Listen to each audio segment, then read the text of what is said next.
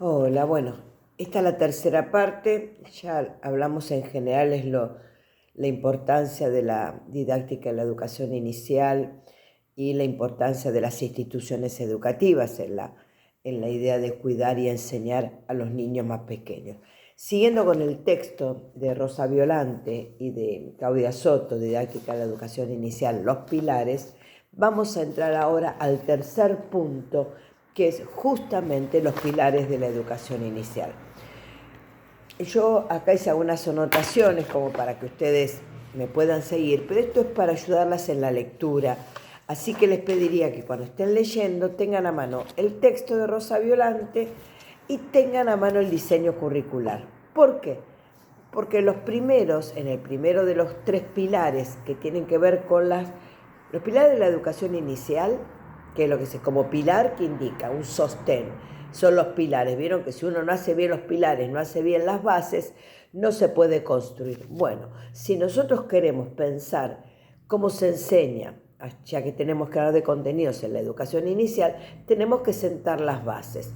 A eso, estos principios pedagógicos didácticos son los que organizan la enseñanza en la educación inicial. Se preguntan las preguntas clásicas de la agenda clásica de la didáctica. ¿Para qué enseño? ¿Por qué enseño? ¿Qué enseño y cómo lo enseño? Entonces, como acá estamos hablando de qué y cómo enseñar, los pilares que va a tratar de recuperar, lo que dijimos en las partes anteriores, nuestras tradiciones. Vamos a ver por qué tenemos que recuperar unas tradiciones, pero también porque en esas tradiciones tenemos un modo de organizar y desarrollar la enseñanza a los niños pequeños. Entonces, pero también tenemos que incorporar lo nuevo, lo que nos fueron aportando distintos campos disciplinares a lo largo de estos últimos años, a partir de la década del 90, con la llegada de los contenidos a la educación inicial. El primer pilar se llama de la siguiente manera: desarrollo personal y social, o sea que tiene que ver con las características, ayudar al desarrollo de los niños, pero también ayudarlos a su incorporación a la vida social. Espero que me entienda la letra, no sé si se ve mucho, pero es el desarrollo personal y social, ¿bien? Y la alfabetización cultural. Entonces, si vamos al diseño curricular, así figura en el área, la primera área de diseño curricular, que es la formación personal y social. Así que si lo tienen, ahí lo pueden ir mirando. Ahí tiene que ver con ayudarlo a crecer a los niños, ¿sí? Tiene que ver con el ser, con el poder comunicarse con otros, poder valorar la actitud de los demás. O sea, tiene que ver con lo que nosotros llamamos la socialización. Es el encuentro con otros, ¿bien? Después tenemos el otro, que es la alfabetización cultural. La alfabetización cultural tiene que ver con los bienes culturales, con la cultura, con lo que nosotros llamamos las distintas áreas disciplinares, lo que tengan que ver con el ambiente, con el juego, conocer el ambiente, el juego, las expresiones artísticas. Bien, entonces, pensando en esto, que son los dos, el desarrollo personal y social y la alfabetización cultural, es lo que nos da una mirada integral del niño. ¿Por qué insistimos con esto de la mirada integral del niño? Porque siempre al niño se lo vio o desde lo personal, las conductas, la forma de ser de los niños, siempre aquel niño es bueno, es amoroso, o es inquieto, o es molesto, pero nunca le dimos mayor relevancia a todo lo que tenga que ver con el conocimiento. Entonces, para unir esto y tener una mirada más integral, nosotros como personas nos formamos como personas, como sujetos sociales, pero también nos formamos a través del conocimiento, ¿sí? Así nos enriquecemos y vamos conociendo el mundo. Este primero, que se llama desarrollo personal y social y alfabetización cultural, constituye las dimensiones de una educación integral. ¿Qué quiero decir con esto? El segundo pilar es el del principio, miren qué difícil, de globalización, articulación de contenidos que se deben presentar de una manera apropiada. ¿Para qué? Porque reúne el aporte de varios campos disciplinares, ¿sí? a través de ejes organizativos significativos para los niños. Es difícil ahora, pero después lo vamos a desarrollar. Y el tercero que enseño es el juego, porque el juego se enseña. Los chicos aprenden a jugar porque le enseñamos a jugar. Le enseñamos a hacer una ronda, le enseñamos a hacer un juego de reglas, le enseñamos la casita robada, le enseñamos a jugar a hacer tal personaje. Siempre a los chicos le estamos enseñando algo. Entonces, por lo tanto, el juego también se aprende. O sea, que estos pilares, estos tres, se sostienen en tres criterios. ¿Cuáles son esos tres criterios? El juego, la socialización y el ambiente. Esos son los tres ejes organizadores que van a depender qué mejores aprendizajes se le van ampliando a los chicos a lo largo de su formación en el nivel inicial. Vamos al primero, que es, ¿cuál era el primero? El que nosotros llamamos el desarrollo personal y social y la alfabetización cultural. Recordamos que este se organiza en base a tres ejes, que ya lo hablaba Lydia Bosch en la década del 70, que es el juego, la socialización y el ambiente. ¿Por qué el juego? Porque el juego, ya lo sabemos, se aprende y se enseña, que es uno de los aspectos privilegiados del nivel. Por eso este se llama la centralidad del juego.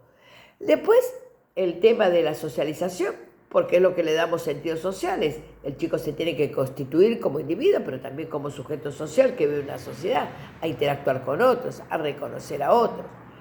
Y justamente lo que tiene que ver con el ambiente, ¿por qué el ambiente? El ambiente es el territorio vital, es el lugar donde el chico transcurre y ahí está rodeado de mucha información. Y después los lenguajes. Los lenguajes a cuáles nos referimos, a todo lo que tenga que ver con los lenguajes artísticos, a los lenguajes lúdicos, a los lenguajes verbales, a los gestuales, a los no verbales, ¿sí? O sea, que cuando hablamos de lenguajes, estamos hablando de los contenidos que le vamos a enseñar a los niños. Bien, entonces, ¿qué pasa con esto? Esta idea de que hoy se siga manteniendo estos ejes que son socialización, juego, lenguaje y ambiente, es porque justamente le reconocen a la posibilidad, el desarrollo personal y social y la socialización a través del desarrollo personal y social y la alfabetización cultural a través de la adquisición de diferentes lenguajes. ¿Bien? ¿Y esto por qué? Porque esto constituye dimensiones centrales que nos van a permitir transformar al jardín de infantes en una verdadera institución educativa donde hay alguien que enseña y hay un niño que está aprendiendo esta entrada a este mundo nuevo que se les presenta. El ambiente social, cultural, estético, físico, se presenta para los chicos en la vida cotidiana como algo a descifrar. Los lenguajes del ambiente también incluyen los lenguajes artísticos, ¿sí? Entonces, todo el ambiente social donde nos movemos, la verdulería, la panadería, los lenguajes artísticos, la literatura, la música, el teatro, las pinturas, los artistas, ¿sí? Todo esto de alguna manera es lo que les va a permitir a los chicos realizar sus aprendizajes. ¿Por qué alfabetización cultural y no alfabetización de la lectura y la escritura? Porque en realidad, y esto tiene que ver con Zabalza, él dice que en realidad los chicos van a tener la posibilidad de aprender todos los lenguajes, no solamente la lectura y la escritura, sino el lenguaje social, el lenguaje natural, el lenguaje lúdico, el lenguaje de las matemáticas, ¿sí? Todos los lenguajes lo podemos encuadrar dentro de la alfabetización, a donde los chicos tienen que acceder para que puedan comprender el mundo. Ahora bien, estos saberes que los chicos van a ir adquiriendo, nosotros lo tenemos que transformar en contenidos para ser enseñados. ¿Y qué son los contenidos? El contenido es lo que un chico debe aprender, es lo que se enseña. Entonces, estos contenidos, no es tan fácil de construir para el nivel inicial. ¿Por qué? Porque tenemos que tener en cuenta adecuarlos a las características de ellos para que puedan ser significados por los chicos. Por lo tanto, si nosotros queremos que los chicos les encuentren un sentido, nosotros no podemos enseñar literatura, pero sí enseñamos a escuchar un cuento. Nosotros no enseñamos prácticas de lenguaje, pero sí enseñamos a hablar, a escuchar, a leer y a escribir. También escuchamos, no van a aprender música, pero sí van a aprender a escuchar una canción o un artista o música clásica. También van a poder apreciar obras de artistas pictóricas. ¿Se entiende? O sea, que el chico puede de alguna manera, las áreas no es desde el punto de vista que no van a aprender biología y botánica y zoología, sino que van a aprender cómo viven los seres vivos, qué características tienen. No van a aprender los chicos historia, pero sí van a poder entender algunos hechos a partir de alguna situación de vestimentas de una época, comidas de una determinada época. Entonces, todo esto transformados en acciones concretas nos va a permitir de alguna manera categorizar a los contenidos. ¿Qué quiero decir con esto? ¿Por qué hablamos de alfabetización cultural y esta mirada integral? Porque durante la década del 70 y del 80, nosotros, las áreas para planificar y para enseñar, estaban puestos de acuerdo a la personalidad del sujeto.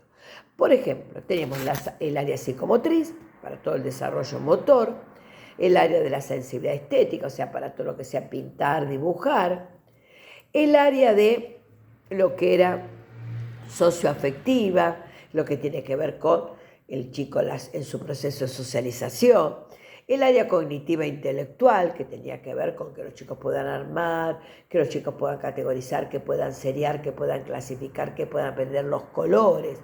O sea, siempre se los miró desde acuerdo a lo que se creían las áreas de personalidad del niño.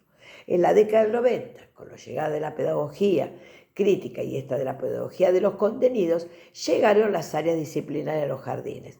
Pero ¿qué pasó con estas áreas disciplinarias que ya vimos? Llevó al que al jardín relegara a un segundo plano el juego, ¿sí? las canciones, las rondas, la educación física, los títeres, los juegos tradicionales, los juegos de construcciones, quedaron en segundo plano. Y de alguna manera el jardín, enriquecido con estos aportes de los campos disciplinares como matemáticas, geografía, matemáticas, prácticas de lenguaje, ciencias sociales y ciencias naturales, llevó a un segundo plano estos lugares. Entonces nos fuimos de un extremo. O lo miramos como áreas de la personalidad y de la persona, o lo miramos de las áreas disciplinares, que se buscó lo que sería la tercera posición que esto estuvimos hablando. De alguna manera, para no andar pendularmente, una tercera posición en donde muchos se transformó en lo que serían los núcleos de aprendizaje prioritario, qué experiencia van a pasar los chicos, en CABA se llaman ejes de experiencia, y en la educación inicial de la provincia de Buenos Aires se llaman áreas de enseñanza. Así que si ustedes van a ir al diseño curricular, fíjense cómo están organizadas las áreas, el conocimiento, los contenidos en el jardín infante, en el diseño curricular de la provincia de Buenos Aires. Primero, desarrollo personal y social, y después todo lo que tenga que ver con las áreas disciplinares, que en boca de esa balsa serían los diferentes lenguajes que los chicos se irán apropiando para dar cumplimiento a este criterio de alfabetización cultural. Ambiente social y natural, matemáticas, prácticas de lenguaje, juego y los lenguajes artísticos y el tecnológico. Todo esto entraría dentro de lo que sería la alfabetización cultural, más desarrollo personal y social. Fíjense ustedes, les pido que hagan una lectura para que de esta manera podamos ir cerrando esta primera parte que tiene que ver con la forma de categorizar, organizar los contenidos, que en otros distritos serían por experiencias, en otros por núcleos de aprendizaje prioritarios. En un momento acá, con el diseño curricular de 2019, se lo trató de tomar desde los ámbitos de experiencias, pero que en la provincia de Buenos Aires se los categorizó como áreas de enseñanza. ¿Qué quiere decir esto? Que nosotros a los chicos no les enseñamos lenguaje, sino que les enseñamos a hablar, escuchar, a conocer el mundo, a actuar en él, ¿sí? No enseñamos botánica y zoología, sino que aprenden a cuidar las plantas, a los animales, a conocerlos en su constitución morfológica. Los chicos no aprenden, por ejemplo, ciencias sociales, sino que aprenden a actuar en este medio, ¿sí? Respetando normas y valores de la comunidad. Los chicos no aprenden ciencias naturales, sino que aprenden a las propiedades de los objetos, aprenden a ver los efectos que determinadas acciones provocan en los objetos o en los materiales.